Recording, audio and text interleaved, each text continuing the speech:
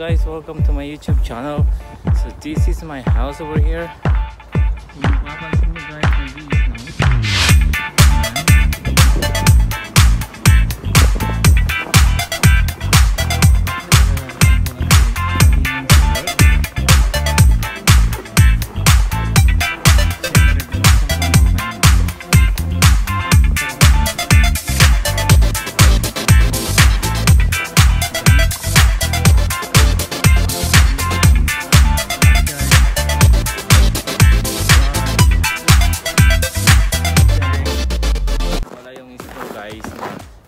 Pwede nyo itong kainin sa gusto nyo. Pwede nyo ilagay sa halo-halo. Pwede nyo ring ilagay sa soft drinks. And then ang lamig talaga dito. Nag-apply ako dito guys, galing ako ng Taiwan. And pangarap ko na since bata pa ako, pangarap ko nang makapunta dito sa Canada. And then nagkatotoo lang yun dahil nagpunta ako ng Taiwan, nangutang ako guys. Kaya kung may pangarap kayo, i-pursue nyo para marating nyo yung pangarap nyo sa buhay. Ako galing din ako sa wala, galing din ako sa walang-wala talaga. Tapos humiram ako ng pinag-abroad ko kasi pangarap ko makapunta sa abroad. Tapos nung nasa Taiwan ako, mga kaibigan ko nag-apply dito. Tapos ayun, napasama lang ako. Tapos sinabi ko sa mga magulang ko na hindi muna ako magpapadala or makakasupport sa kanila habang nasa Taiwan ako. Kaya pinili ko makapunta dito guys. Sa loob ng 3 taon na ipon ko, nasa 500,000 yun yung nagastos ko punta dito. And then after that bumabawi na ako sa mga magulang ko. Bumili ako ng bahay o nagpatayo ng bahay, even though hindi naman sa akin lahat.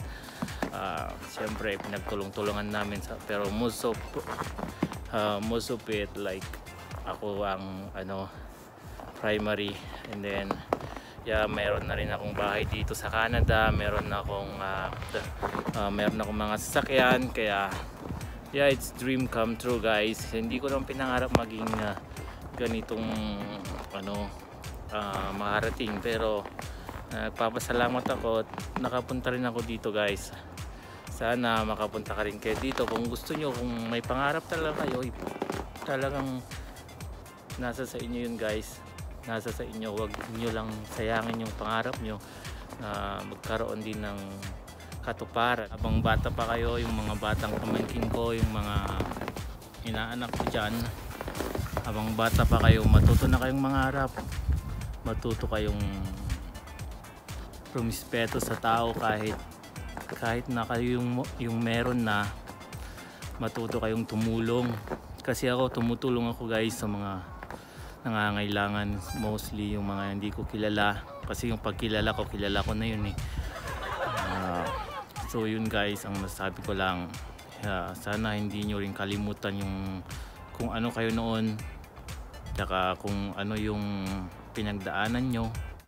Isa pa guys, pag nagbakasyon kayo sa Pilipinas, siyempre yung may mga manghihingi ng pasalubong, yung mga manghihingi ng pasalubong, sila pa yung galit pag wala kang binigay sa kanila.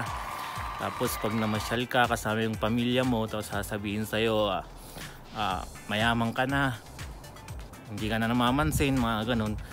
Siyempre alam nyo, yung mga nasa Pilipinas na mga friends ko dyan, best friends, gusto ko lang din i-share sa inyo na kami dito naghihirap. Yung pera na pinaghirapan namin, saka lang kami makakapag-enjoy pag umuwi kami. Kasi alam nyo, dito todo tipid din kami. Nung ako nag-uumpisa, kumain din ako ng sardinas, noodles, mga ganyan lang, mga dilata, para lang makaipon, para lang makatulong ako sa pamilya ko.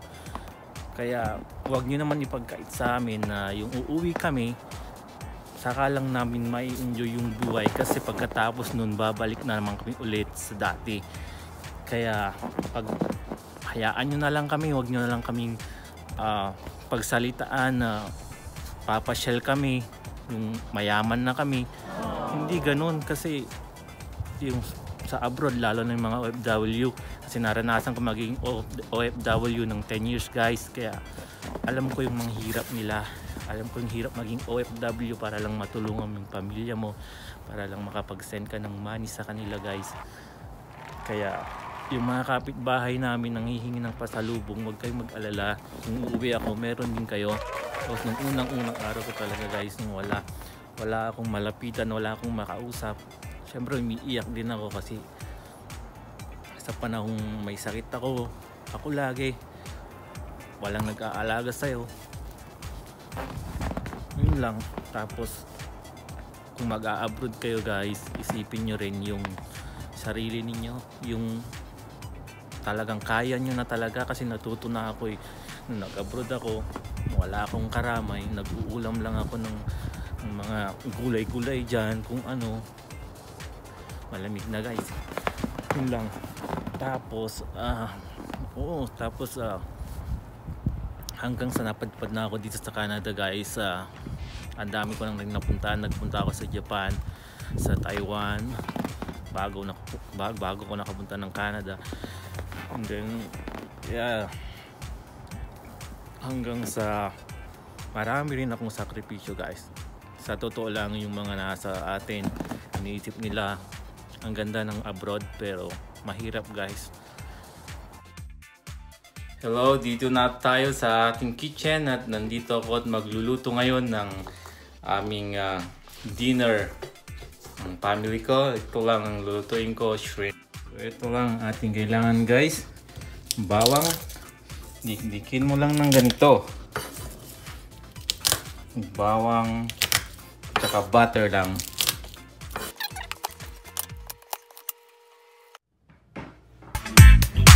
Lagyan na natin yung butter.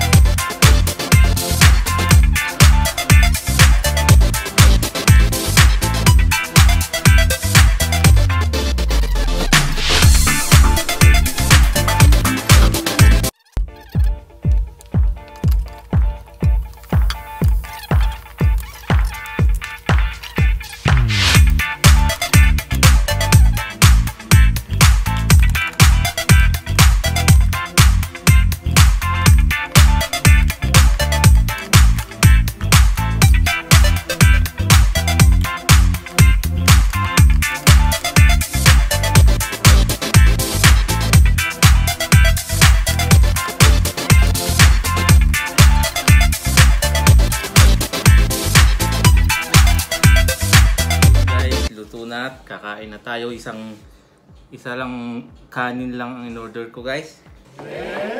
So tikman lang natin tong shrimp natin kung masarap siya.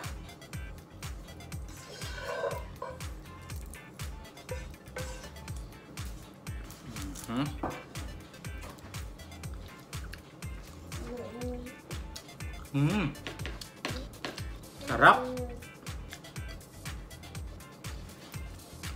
Diet ako ng gabi guys, hindi na ako kain ng madami.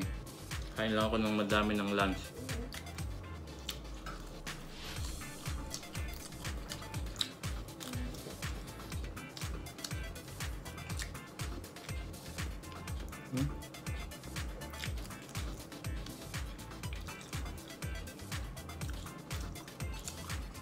Sobrang sarap guys. I-try nyo rin to.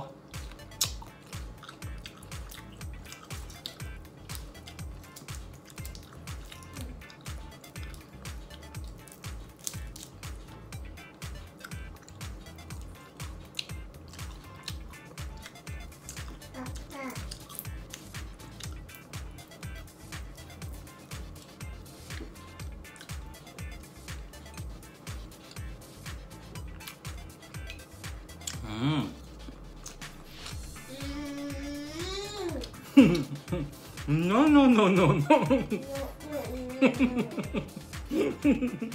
Yung anak ko guys, nangungulit na. No daw. Kumakain siya ng cereal. Harap talaga nito guys.